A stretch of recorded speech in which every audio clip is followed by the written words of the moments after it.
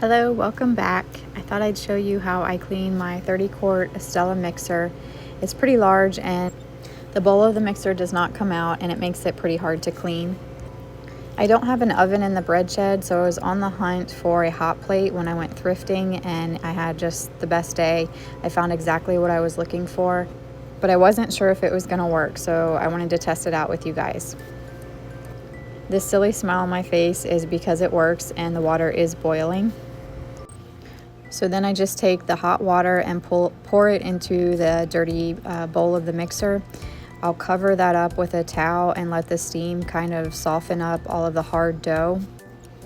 Here I'm struggling to turn off the hot plate. I could not for the life of me find an off button, so I figured I just had to unplug it, and I still have no idea how to turn it off without just unplugging it. But I'm covering up the bowl, as I mentioned, and this will just create like a little steam bath for the dough to soften.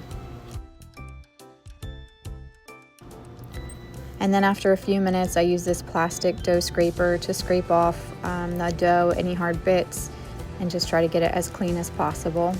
I will then take some soap and water and give it a thorough cleaning. The problem is because the bowl does not come out, you end up with a lot of water in the bottom of the bowl, so I want to show you how I get rid of that in this next step.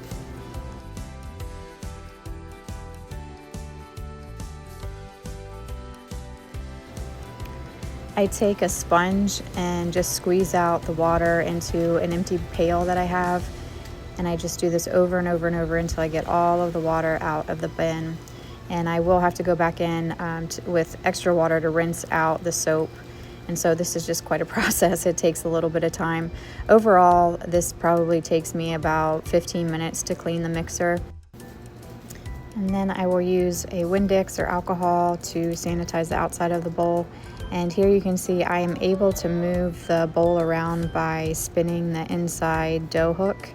And I just, again, want to make sure I get all the pieces and parts and wipe those down really good.